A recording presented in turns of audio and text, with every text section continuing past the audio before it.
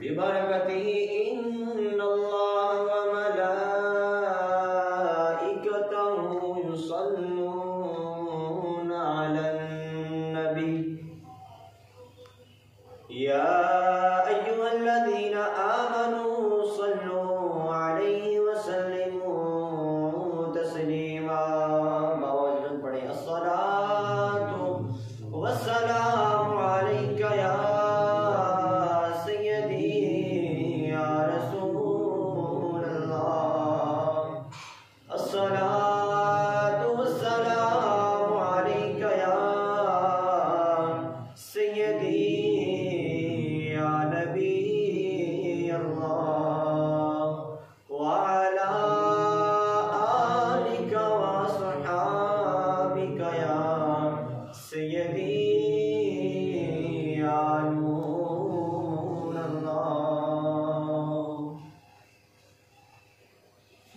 अल्लाह तबारक व तआला का शुक्र है कि खालिक कायनात व मालिक कायनात ने आज ईद उल अज़हा का दिन एक मरतबा फिर आपको और मुझे नसीब फरमाया। और खुशबख्त हैं वो लोग जो आज अल्लाह तबारक व तआला के दिए हुए माल में से अल्लाह तबारक व तआला की बरगाह में कुर्बानी जैसी इबादत को अदा करेंगे। अल्लाह तबारक व तआला ने इरशाद फरमाया कि जो बंदा कुर्बानी करता है, जो बंदा कुर्बानी करता है और इस नीयत से करता है, लोगों को दिखलावे के लिए नहीं बल्कि इस दिल से और इस इखलास और इस अकीदत और इस खुलूस से करता है, खुशदिली के साथ कि ये मेरे रब का दिया हुआ माल है, ये उसी की बारगाह में मैं लौटा रहा हूँ, उस बंदे के लिए खुशखबरी है। अल्लाह के महबूब अलैहिस्सलाम ने फरमाया कि जब कुर्बानी की जाती है, जानवर के ऊपर छुरी चलती है, खून का कतरा बाद में गिरता है, अल्लाह के प्यारे महबूब फरमाते हैं उसके पहले सारे गुनाहों को मैं माफ़ फरमा देता हूँ। ये जो खुशखबरी सुनाई गई है अल्लाह के महबूब अलैहिस्सलाम ने, ये उस शख्स के लिए सुनाई गई है जो अल्लाह की रज़ा के लिए गए, खालिसतन अल्लाह तबारक व तआला की रज़ा के लिए कुर्बानी करे। और अल्लाह तबारक व तआला इरशाद फरमाता है कि आप खुलूस पेश करें, दिखलावा ना करें, कोई भी इबादत करें दिखलावा उसके अंदर कोशिश करें ना हो। अल्लाह तबारक व तआला दिखलावे को पसंद नहीं करता। अल्लाह तबारक व तआला आजी इंकिसारी को पसंद करता है कि बंदे तो हर बंदे को अपनी असल को देखना चाहिए कि हम असल में क्या थे। अल्लाह तबारक व तआला कुरान करीम ने इरशाद फरमाया कि इंसान एक गंदे कतरे से बना है। तो इंसान तू तकबर किस बात का करता है, तेरे अंदर है क्या चीज। आज अगर कोई बंदा बैल महंगा लेके आ जाता है तो वो चौक में होके चढ़ा होना शुरू हो जाता है कि मैंने बहुत बड़ा बैल लाया है।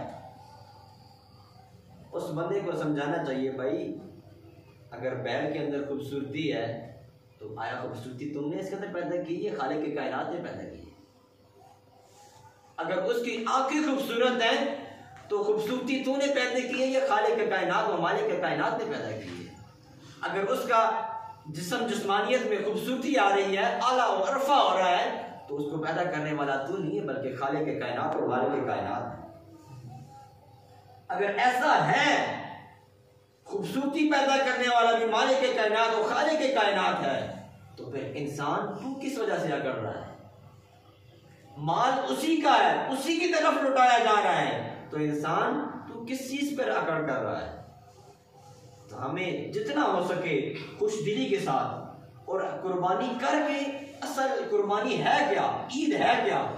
अफसोस से ये बात कहना पड़ रही है कि हम अपने असल मकसद को भूल चुके हैं इस वक्त। असल ईद क्या है, ईद किसे कहा जाता है। आया नमाज पढ़ी, घर में गए, गाने बाजे किए और एक दूसरे से मजाक किया, झूठ बोला, चुगली की, गिबत की, यह ईद है। इसको ईद नहीं कहा जाता। ईद का दिन इबादत में गुजारे, असल ईद यही है हमारी। एक दो बुजुर्ग रहमतुल्लाह ताला अलैह, दो आपस में भाई थे। वो सारी जिंदगी वो हंसा नहीं करते थे, सारी जिंदगी वो हंसा नहीं करते थे। तो किसी ने पूछा आप बुजुर्गों से, आप हंसते क्यों नहीं है? उन्होंने कहा हम उस दिन हंसेंगे कि जिस दिन हमें पता चल जाएगा कि हमने जन्नत में जाना है। हम उस दिन हंसेंगे जिस दिन हमें पता चल जाएगा कि हमने जन्नत में जाना है। तो फुक़हा किराम ने लिखा है कि जब उनकी मैयत रखी गई तो आपने क्या देखा, अवामुन नास ने, कि उनके चेहरे अनवर पर मुस्कुराहट आ गई। मोहब्बत से कहें सुभान अल्लाह। जब मुस्कुराहट आई तो अवामुन नास ने उनकी बात सुन रखी थी कि हम मुस्कुराएंगे उस दिन जिस दिन हमें पता चल जाएगा हम जिन्हें जन्नत में जाना है। तो जब उन्होंने ये आलम देखा, ये सारा देखा कि उनके चेहरे पर मुस्कुराहट आ गई है, तो उन्होंने समझ लिया कि इन्हें पता चल गया आज के इन्होंने जन्नत में जाना है। तो दोस्तान मोहतरम, जितनी आजिज़ी और इनके सारी के साथ कुर्बानी की जाए तो अल्लाह तबारक व तआला, मैंने आपको अर्ज किया कि अल्लाह तबारक व तआला ये नहीं देखता कि फलां बंदे ने इतना बड़ा बैल ज़बह किया है, इतनी उसने पत्तियां डाली हैं, एक नहीं दो बैल बकरे भी किए ना। अल्लाह तबारक व तआला की बारगाह में देखा जाता है खुलूस और इश्क और मोहब्बत देखी जाती है कि ये बंदा कितने खुलूस के साथ, कितने आजिज़ाना के साथ ये पेश कर रहा है तोहफा मेरी बारगाह में।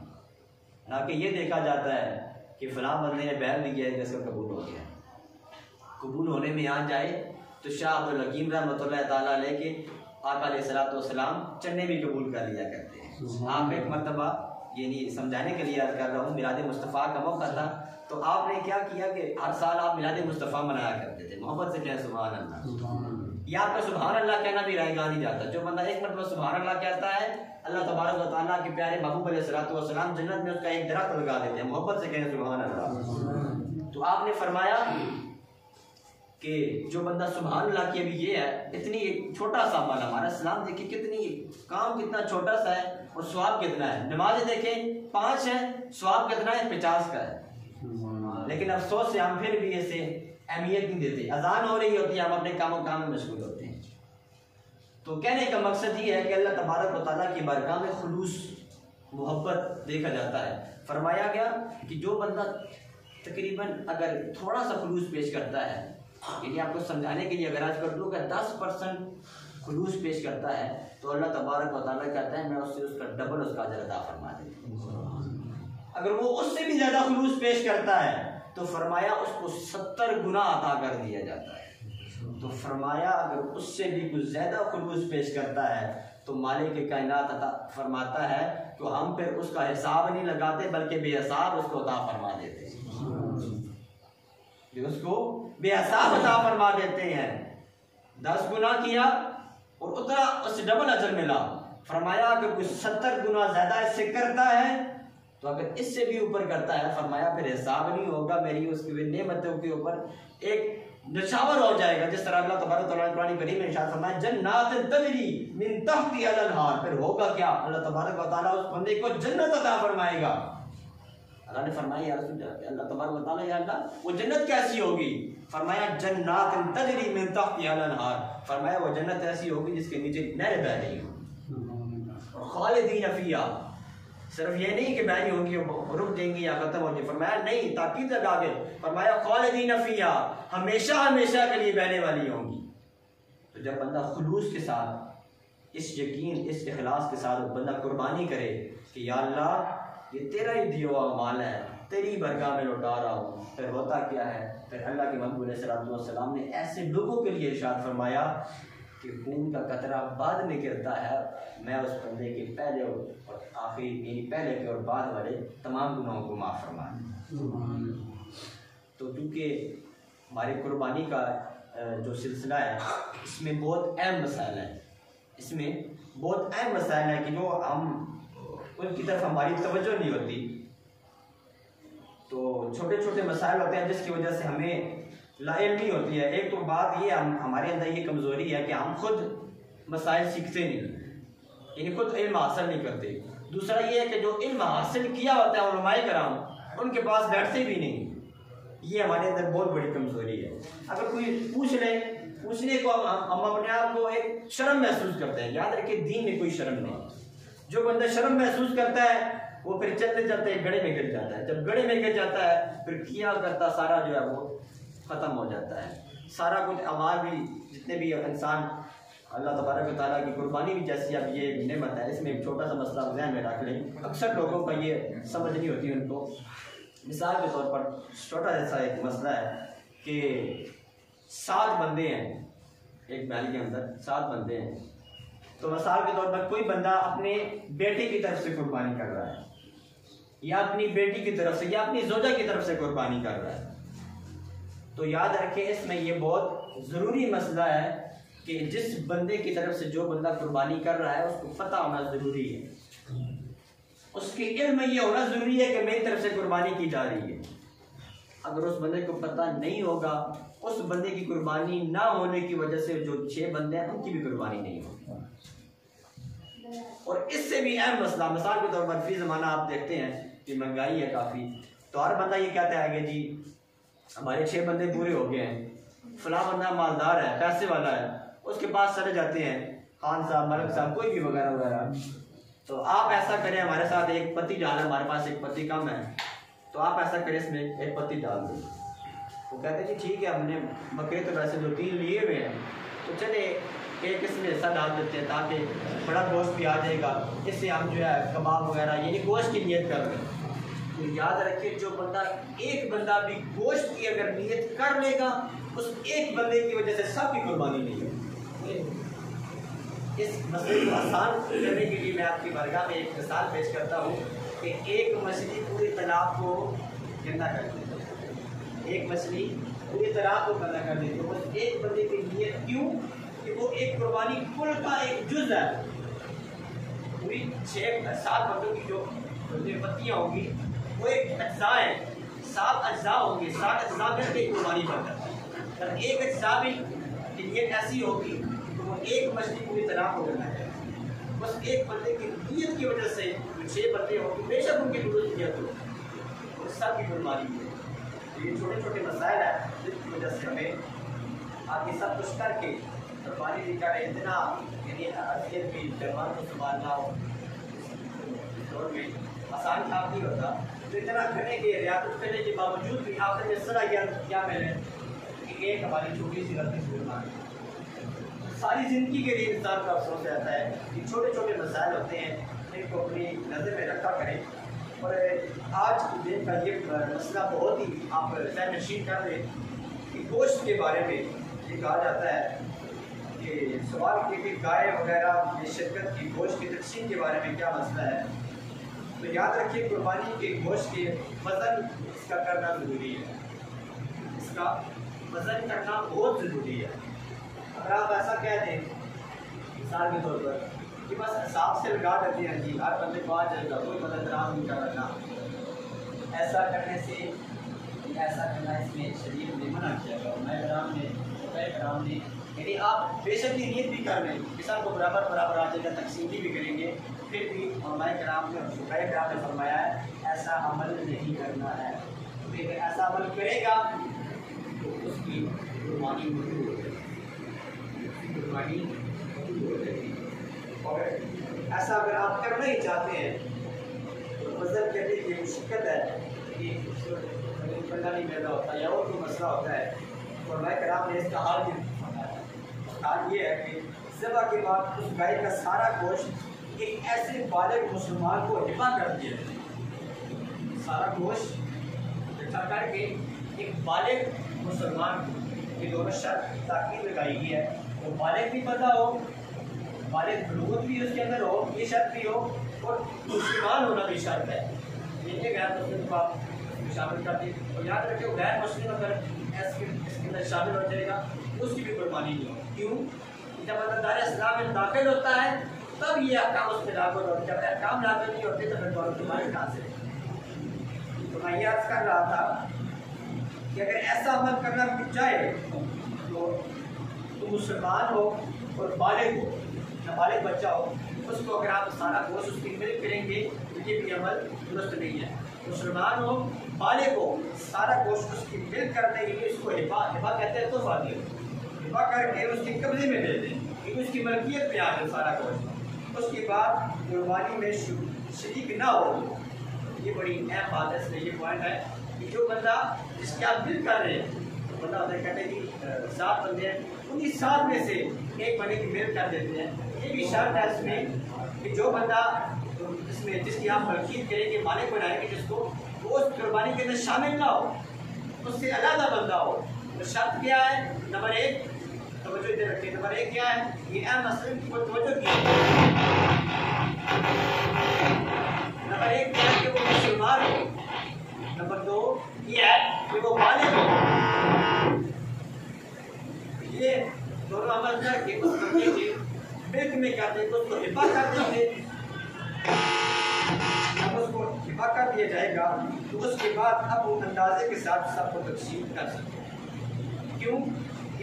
देखिए आप अलैहिस्सलाम की प्यारी कैसी शरीयत है, क्या कहते हैं उसके अंदर में से किसी को करेंगे।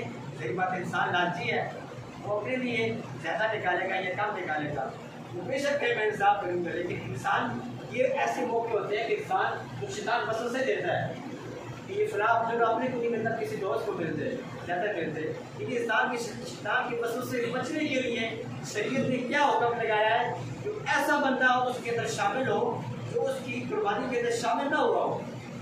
ये 7 बंदों में से एक बंदा वो ना हो, बल्कि ऐसा बंदा हो जो उनके अंदर भी एक अलग बंदा है। उसकी शरात क्या है? वो बालिग भी हो और मुसलमान भी हो। ऐसा बंदे के उसके मिल्क में कर देंगे तो कुर्बानी हो जाएगी और फिर वो जो है वो अंदाजे से आप तकसीम कर सकते हैं। इसके अलावा आप गोश्त कुर्बानी का अंदाजे से तकसीम नहीं कर सकते। अल्लाह तबारक व तआला से दुआ है कि खालिक कायनात, मालिक कायनात, जो शख्स कुर्बानी करेंगे अल्लाह तबारक व तआला उनकी कुर्बानी को अपनी पाक दर्जा और बुलंद दर्जा में कबूल मंजूर फरमाए। तो याद रखें कि हर बंदा अपने ऐसे मौके पर अपने गरीब मोहल्लेदारों को, रिश्तेदारों को भी याद रखें, क्योंकि ये ऐसे मौके होते हैं। ये अजमल काजी साहब, आप बहुत बड़े अल्लाह के कामिल बनी हैं। आपका एक मैं वाक़या सुन रहा था, आप एक मदरसा है, बच्चे पढ़ाते हैं, आपका भी बड़ा मदरसा है, तो आप एक वाक़या सुना रहे थे। फरमाते हैं कि मेरे मदरसे में एक बच्चा था, तो बच्चा छोटा था, मैंने आप अक्सर आप मतलब मदारस में आधे बच्चे रहते हैं, तो छोटा बच्चा था, आपने उसको कहा कि बेटा आप घर को चले जाओ, तो सारे हम कह रहे क्यों आप ऐसे नींद खराब करते हो, क्यों आप बच्चे हो, बड़े हो, चलो फिर आपका काम आ जाएंगे, गलत बात है। तो उस बच्चे ने आगे से जवाब क्या दिया? उस बच्चे ने आगे से जवाब दिया कि उस्ताद जी मैं ईद घर भी करता हूँ। अभी आपकी मर्जी क्या है, आप घर जाकर ईद कर लो अपने वालिदैन के साथ, यहाँ बच्चे यहाँ खाने पीछे कर लेंगे। उसने कहा उस्ताद जी मुझे अभी ने कहा है कि ईद जो है वो आप अपने मदरसे में कर दो। क्या वजह क्या है, क्यों कहा है आपके अभी के वालिदैन? आप हर वालिदैन के साथ मेरी ख्वाहिश होती है कि हमारे बच्चे घर में हो, इतना बड़ा ईद का दिन होता है, साल में एक बार आता है, दोबारा जिंदगी हो ना हो। तो उस बच्चे ने आगे से जवाब क्या दिया? उस बच्चे ने कहा उस्ताद जी अम्मी जान ने कहा है कि बेटा घर में तो गोश्त ठीक है, तो गोश्त देगा नहीं देगा, चलो मदरसे में आप होगे तो एक रोटी आप भी खा लो, एक रोटी आपको भी मिल जाएगी। तो मेरे कहने का मकसद क्या है कि अपने गरीब वगैरह जो आपके मोहल्ले में देखिए, मैं वो इंशाल्लाह मैं अपने मोहल्ले में देखूँगा, आप हर बंदा अपनी याद रखें, फ़र्द से माशरा बनता है, माशरे से फ़र्द नहीं बनता है। फ़र्द से माशरा बनता है, तो चाहता है कि माशरा ठीक हो जाए, वो अपने आप को ठीक तरह शुरू करे। अगर कोई चाहता है कि हर गरीब को, हर कोई भी ऐसा है जो जिसके पास इतने अखराजात नहीं है कि वो कुर्बानी कर सके, हर बंदा ये चाहे कि मैं अपने मोहल्ले का कोई भी ऐसा बंदा देखूँगा। आपको पता है हर बंदे को रैशी होते हैं, मुकीम होते हैं, हर बंदे को पता होता है कि फलां बंदे के क्या अखराजात है, वो क्या कमाता है, क्या खाता है। तो इसलिए आप देख लें कि किस मोहल्ले में कोई ऐसा घर हो जिस घर में गोश्त ना जा सके, तो आप वहाँ जाकर, तो गोश्त भी आजकल हमने एक नया रवाज शुरू कर दिया है। क्या रवाज शुरू कर दिया है? बीवियाँ क्या करती हैं, डिश बड़ी लेकर 2-2 बोटियाँ अखबार में डालकर तमाम घरों में देती हैं, पता क्या चलेगी असल कुर्बानी की थी। भाई ये अमल किसने निकालती है? ऐसा ना करें खुदारा, कम से कम आप कितना गोश्त एक घर में 2 घर में पहुँचा दें, कम से कम किसी गरीब का एक टाइम का खाना ही बने। 2-2 बोटियाँ 1000 घरों में जाएंगी, अगर एक घर में 2 बोटियाँ गई हैं और 10 बंदे हैं, कमाने वाला उनका इतना नहीं है, साहब नहीं है, वो 2 बोटियाँ तो 10 बंदे क्या देखते रहेंगे? क्या डिपोजिट नहीं कर पाएंगे, आप नहीं कर पाएंगे। लिहाजा थोड़े गारमेंट देते, 3 गारमेंट देते, 4-5 गारमेंट देते, जितनी आपकी इस्तेताअत है। जरूरी नहीं है कि आप 10 रुपये दें या 50 रुपये दें, थोड़े रुपये दे दें ताकि किसी गरीब के मुँह में पड़ जाए।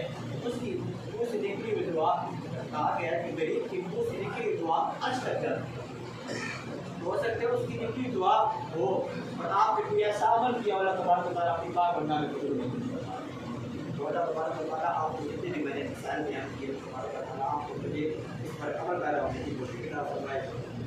हमारे भी मैदान तबारक जो लोग खुशदिली के साथ कुर्बानी करें, मैं ये आप कहा गया है कि खुशदिली के साथ कुर्बानी करें, अल्लाह की रज़ा के लिए कुर्बानी करें। इतना बना कुछ लोग इतना अदा किया हुआ है कि कुछ लोग पूरे बैल अल्लाह तबारक व तआला की बारगाह में पेश कर रहे हैं। तो इसमें दोस्तानी मोहतरम आजी के साथ कुर्बानी करें, खुशदिली के साथ। ये ना कहे कि मैंने बैल ज़बा कर दिया है तो अपने आप को चढ़ा ना, कुर्बानी करने के बाद भी अल्लाह की बारगाह में फिर आए रोए कि अल्लाह ये तेरा ही माल था, तेरी बारगाह में मैंने पेश कर दिया, तो अपनी बारगाह को